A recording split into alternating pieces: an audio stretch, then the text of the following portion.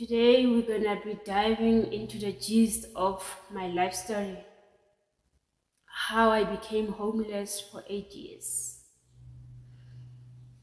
I'm so emotional as I record this because I've been holding it in for so long, and I guess it's hard to share something like this, especially when I haven't sorted through all my feelings yet. I don't want to go into details about it, but it all started during my second year university. We were enrolled for a BA degree in clinical psychology with my sister.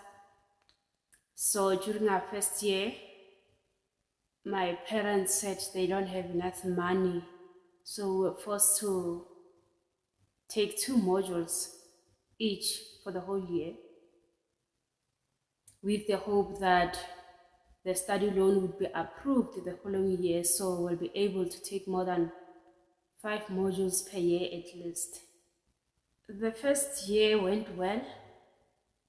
I did well with the two modules, and my study loan application was as a result approved. It paid for my tuition fees and books, but no rent money or food.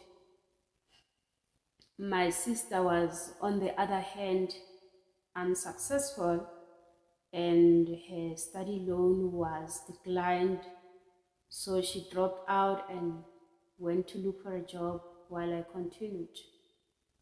I should say it really was tough. The money I'd get from home wasn't enough to cover the rent, food, toiletries, and even transport to church every Sunday.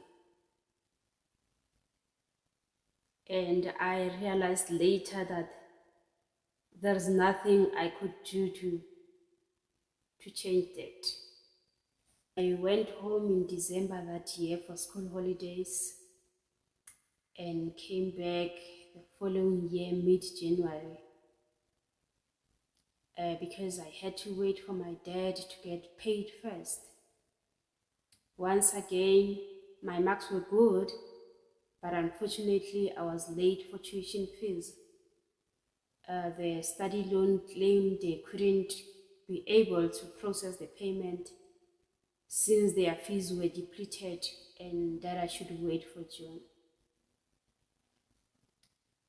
I was so devastated, so I called my mom, and she was so troubled and promised to make a plan. But within a few hours, she called back with a different tone, saying someone told her that the study loan can't pay because I've failed. She even went as far as sending my brother to the university to confirm my results. By the grace of God, my study loan got approved shortly that week, and I was able to register for the second year. A few months down the line, I started struggling with rent money. My mom would skip months without paying rent, let alone sending me money. And then I'd be chased out from one flat to another, and then I'd try and call my dad, but my mom would answer the phone instead and tell me that they don't have money. Sometimes I'd take the little money that she would send and go negotiate for a place to stay. Some would help me for a month or two or even more. But one night when reality set in, all my belongings were gone. I was from a long weekend holiday in Limpopo. There's a mama there that I would visit more often. She really adored me and would ask me to come during school holidays sometimes. Then she would take really good care of me. She was a a family friend and a member of the church I used to go to. So coming back, I found that all my stuff were not there, were gone. My books, my bed, my clothes, my Bible, shoes, including my trophy that I obtained through poetry, they were all gone. And I was left with the bag that I'd carried from the vacation. Lord knows where I slept that day. Saying I was lucky is an understatement. I never had to live on the streets. Friends came through for me at first, and then the help ran out. So I'd find myself sleeping in the library, in the bedrooms. I was a very lovely child, unique. I was not like the rest of the kids or most of the kids in varsity. So the securities grew fond of me, so they'd help me in such times, allow me to go sleep in the bedroom. Then I'd wake up in the morning going around looking for a place where I can shower and be presentable for school. I don't really remember making conscious decisions. I was in survival mode, but God kept me and He kept hiding my life in the depth of His love.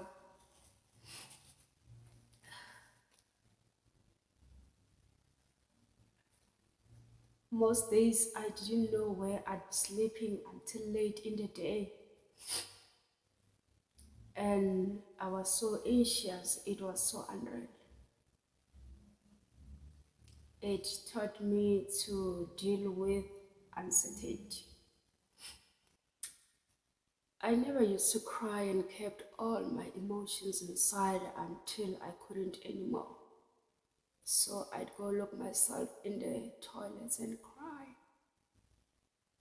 Sometimes I'd walk around the mall and on the streets just to exhaust myself. Or at times I'd be studying in the library until late so I could go knock on people's homes and ask for a place to sleep. As you know, people are more compassionate when you are a girl at night and you are stranded. At times, I'd just go beg my sister for a place to sleep, but after maybe a day or two, or after a week, she'd just get angry out of nowhere and start chasing me out. There was a time when she literally took my stuff and threw them on the street, shouting, saying, "Zamaya!" And I, I got really shocked. I spent years trying to understand what could have happened and where I could have gone wrong. It was really scary. And after a few years, my younger sister came to Gauteng to further her studies. So there was a scenario that led to her asking my sister as to why she doesn't like me. And then she told her that she no longer regards me as her sister, and that there was even a time where I took her schoolwork and threw it in a bin. And I don't know how many people were told such lies, because even at a church where I was fellowshipping, people started gossiping about my situation of being homeless. So I'd go maybe to a sister or a mama asking for a place to stay. Then they'd help me, but later started a ministry of gossip. And if they don't gossip, they'd call my mom and say, your child was here. She was looking for a place to stay. She was looking for help of this nature. And then my mom would call and start shouting at me. She used not to call me, but whenever she'd hear that I was at Mama so and so's house, and or maybe at Sister so and so, she'd call. There was actually a time when I was from a midweek service, and then I was walking around looking for a place to sleep. And then I received a call from home. It was her. Well, an average mother, you'd expect her to be so concerned and say, my child, my daughter, where have you been? How have you been? And where have you been sleeping? Where are you at this time of the night? Did you eat? Not with my mom.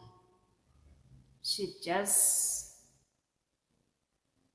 shout at me and tell me how much she regrets ever giving birth to me, and that I go around embarrassing her. It was really hard to bear. I'd just cry.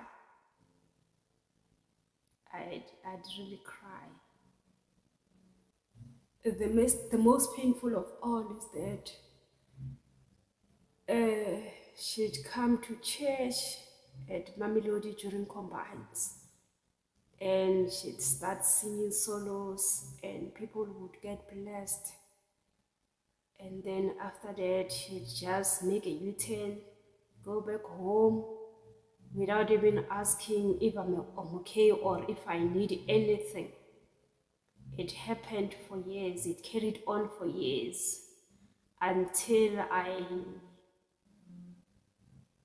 couldn't cry anymore. Maybe I ended up thinking that I deserved to live like that. My life story is one to be told, but it digs up some really bad and sad and ugly memories and flashbacks. There were days where I could no longer go knock at people's homes. I just got tired, so I'd go sleep at the police station or the fire station, and I'd be sitting throughout the night. There's no beds in the police station. And so I just open my Facebook and start writing about my situations in a more subtle way so people don't get to understand that I'm talking about me, since I wanted to protect myself and my image and that of my family. There was a night where I actually wrote something like, wow, a virgin so vulnerable. And people started commenting, not knowing that I'm in the middle of nowhere, I'm stranded, and I'm talking about myself. I just did not understand why God would allow something of that nature to happen in my life. And because I was this person who's very good at hiding pain, I think from when I was in primary, I realized I did not want to show my pain. I don't know if that is inborn, but there was a time when I was wearing new school shoes, so they were still new and sharp. They were piercing me and I was bleeding. My legs were bleeding, so I kept walking so slow to school, and I went to sit in class pretending as if I'm okay while my legs were bleeding. I guess it's a trait in me that keeps resurfacing. I mostly don't wanna show my pain to the world. I want to project this image that everything is dandy and I am okay and happy while I'm not. I lived like an orphan while my parents are still alive, and my older siblings who could help but didn't want to help because they would utter words like, remember when you used to be mommy's favorite child? Look at you now, you know. So I led a really lonesome life, and I mostly found solace in strangers, people that didn't even know me. There was this family actually that took me in, and I stayed with them maybe for months until their mercy ran out and I find myself on the homeless again. I stopped going home for years, and every December I'd have to deal with the pain of seeing my siblings post joyful photos on social media, and the price they would do, it was so painful, and especially during the 31st, because that's when everybody is with their own family, and then you wanna be next to your family and say Happy New Year. So times I was alone, or I'd be with people that I just met, who are not family. And so there was this other year when I went home to only to find that my reputation was badly tarnished. I'd hear stories about me that were not real, really bad stories. And my favorite uncles would call me Ngwana Sesu Saseka, started giving me this weird look, you know. But I thank God that I never even tried to defend myself or to clear my name rather. I just decided to ignore everything.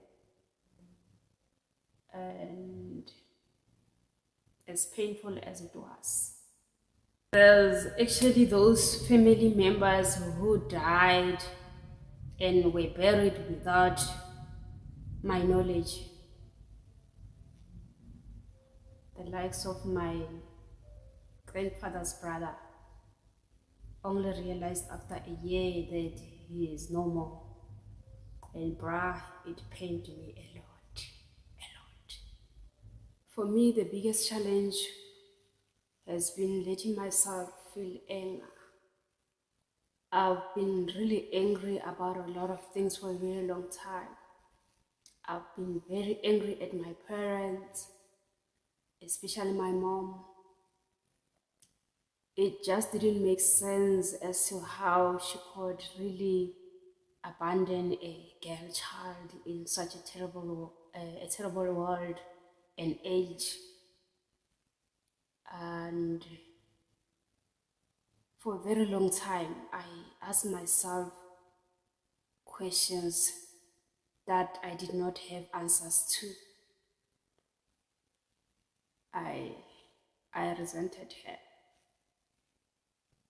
I was very angry at my siblings for not helping me.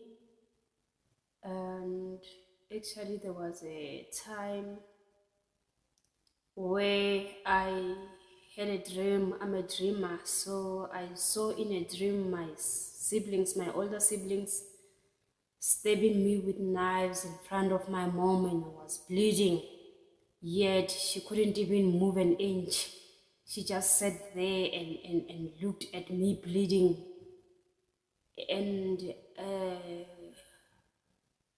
I was traumatized when I woke up. Little did I know that God was preparing me for the journey ahead. It was still early days. Maybe I was in my 4th year of being homeless. So I still had a long way to go. I remember when my older sister got her firstborn child, my mom couldn't make it to her place, so she asked that I go there and help her out. I was in the middle of exams, but I decided to go. I actually went there running because I was just thinking that at least I'll have a proper place to sleep and maybe a proper meal, for days. So went, um, I went there and I was with there until such time when she recovered, and then she started having issues with me. I just believed that she just didn't want me there anymore, so she just provoked me. She had a problem with me going to buy airtime at the garage, and when I decided to go anyhow, she called home and told my mom that I'm out there on the streets at night, making it look like, I'm a problematic child. And my mom called to say I must leave her place, because who knows what might happen next. And then I left, but I still questioned my mom's decision, especially since she knew that I don't have a place to sleep. Although I couldn't ask her, I just questioned within myself to say, in fact, where do my mom think I will go after living here? I left anyhow. And again, there was a time when my sister needed my help. I went there running. It was during winter, and so she asked for my help, and she told me that if it gets late, Beulah, don't come. But because I did not have a place to stay, I had to go anyhow.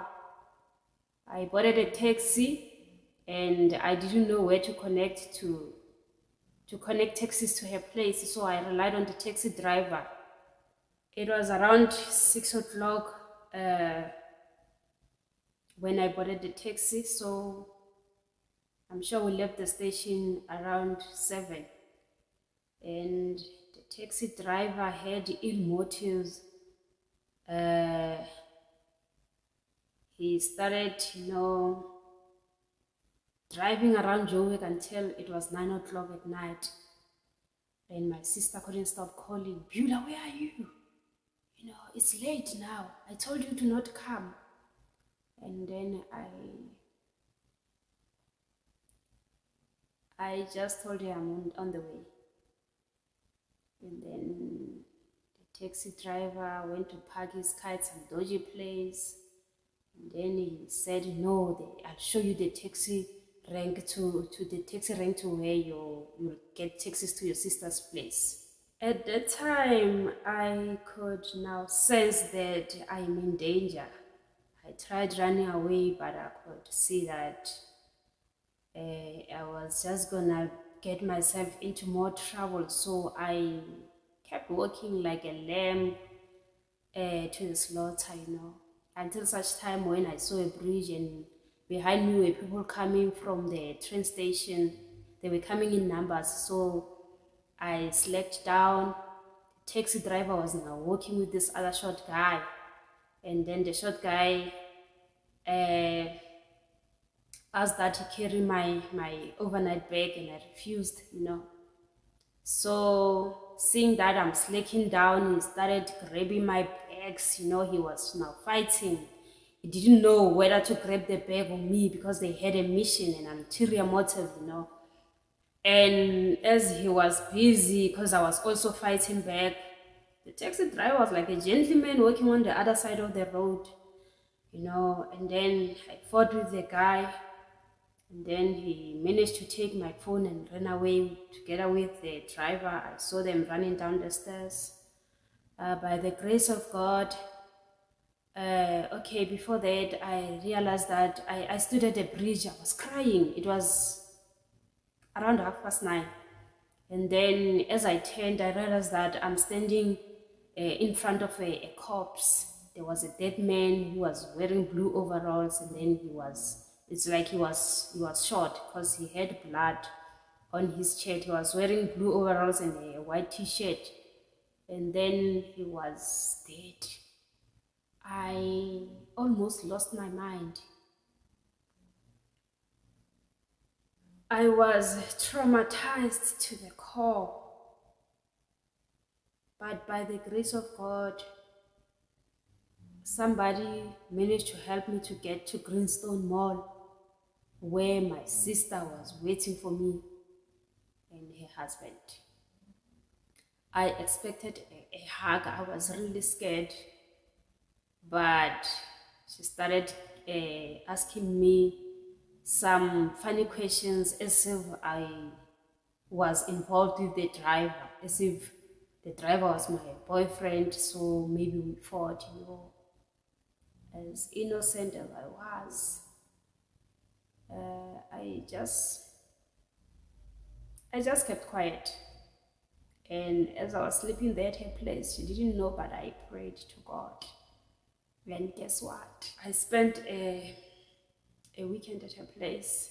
On Monday morning, I went straight to the police station, and together with the police, we had to go track the guy, through the help of the Q marshals and his colleagues. And then we located him in Joburg at Wanderers taxi rank. Apparently, he heard that we were coming and he left my phone. So my phone was restored. I got my phone back. The God that I worship, he neither sleeps nor slumber. I got my phone back, and then I was happy. But I never even opened a case against the guy. I just thank God. I praised God for preserving my life, and his colleagues said to me, they described him as Jabana, and that they told him that one day you will do this to the wrong people. Apparently, the driver was involved in dragging girls and then taking advantage of them, raping them, and dumping them in any way. I don't know if he would go as far as killing them as well, but I would be told that he would drag, rape them, and dump them somewhere. So God has really, I have seen the hand of the Lord, and my life is preserved. So just like any other trial, mine also came to an end when I least expected it.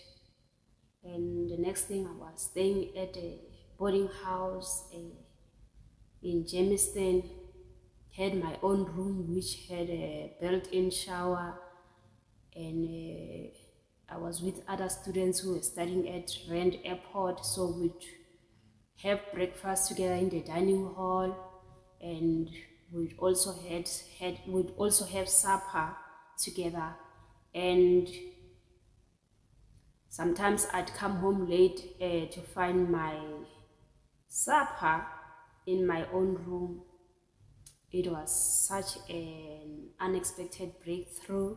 And for the first time after 8 years, I would spend as much time as I want in the shower, and I could take shower as many times as I want in a day.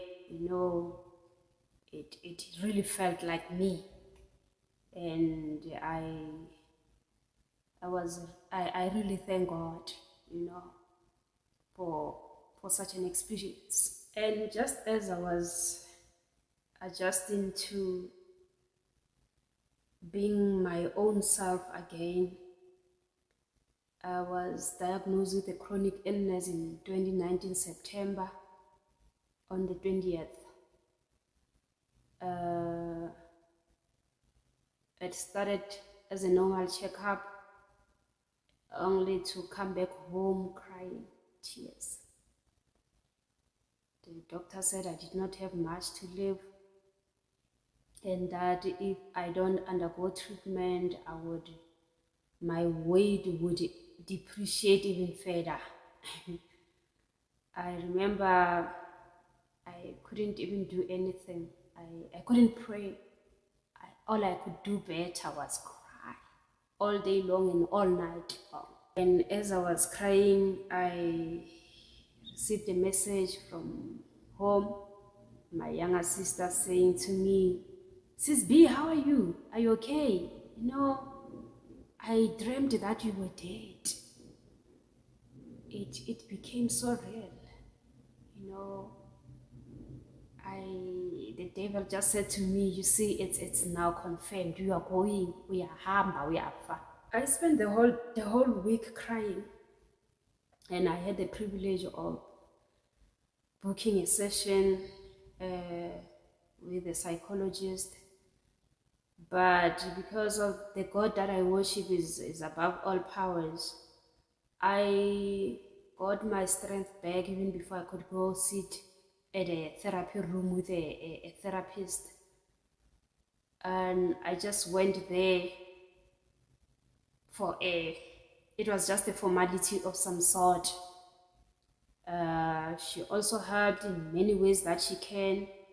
And she even suggested that I go home and make amends with my mom, which I did, but I was never welcomed. I had to travel all the way only to be dismissed by my mom. She shouted at me, and then my dad also joined in. So I ended up not doing what I went home for. It was part of my healing, because before going home, I had an encounter at church where a pastor started speaking about my situation as if he knew what was going on. And for me, it was a confirmation from God, that I am healed. So I had to seal my healing by forgiving my own mother and going home to make amends. But it did not happen as I expected. And so I came back, although I was hurt, but deep within me, I felt victorious. I even went back to the doctor's office, and as she was expecting that I've come to undergo treatment, I just said to her, "I'm not gonna do it." And she made me write a declaration on the file, and I remember writing that I, Beulah, I serve a God who had no beginning and no end, and how this disease had a beginning and therefore has an end. So I just kept declaring my healing on that file until the doctor thought that maybe I'm from these franchise churches where they say I receive. And I had to assure her that I'm from a Christian family, that I'm from a Christian church that calls upon the name of the Lord, and that it's got nothing to do with the church. They don't even know that I am here. So that's how I received my healing, and my weight never depreciated, as the doctor said. I in fact gained weight. I didn't die. It was in 2019. Now we are in 2022. It's July. I'm still so very much alive. Until the rapture, I will keep on praising God, because I'm not a coffin material. Glory to Jesus. But in light of everything, I just want to say that as much as I own my story, it doesn't define me. I am so much more than what I've been through. I am so much more than the fact that I was classed as homeless. I've learned to find happiness and joy in every situation and circumstance life has thrown at me. I've learned to appreciate the small stuff. One of those things that one don't pay attention to until they're no longer there. The roof over my head, the shoes on my feet, and the food on my table. I've also learned to turn the other cheek in the face of adversity. And I've learned to say thank you and genuinely mean it. Being homeless taught me that I am more resilient than I ever imagined. I coped with not knowing where I'd be sleeping and where my next meal would come from, let alone staying in people's home with a 0.00 bank balance. Challenges were there. There were days where I was tempted to use my beauty to my advantage. I was tempted to allow sin to lead the way so that nobody gets to know that I am homeless. But I chose the way with the Lord's despised few. I just want to thank God for such tests. They really molded me. I am today like a tree that's planted by the waters because of those tests. I thank Him that I came forth shining as gold. I was always told that I'm beautiful and AMGs would stop by. I was tempted more than once to give in because I understood that they were coming with benefits. But I thank God for raising a standard against the evil one. I want to worship Him unto eternity. I just want to extend my gratitude to everybody that helped me during my season of pain and confusions. I honestly believe there will be a day where I will come with a token of appreciation your way. May God richly bless you. Some of you didn't know what I was going through but helped anyhow. I just want to assure you that God did not forget your labor of love, and He never will. So I want to believe that one day when I get to write my book, I'm going to be able to acknowledge you all in that, in my story. May God richly bless you. Thank you. And to those that I've wronged along the way, I'm very sorry. Please forgive me. I was young and confused, vulnerable as well.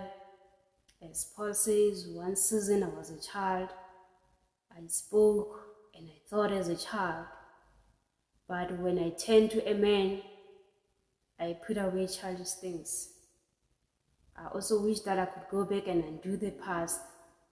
But I humbly apologize, and may God bless you. Once again, friends, thank you so much for watching. See you in my next video, where I'll be talking about how, when, and why I left the ministry of William Branham.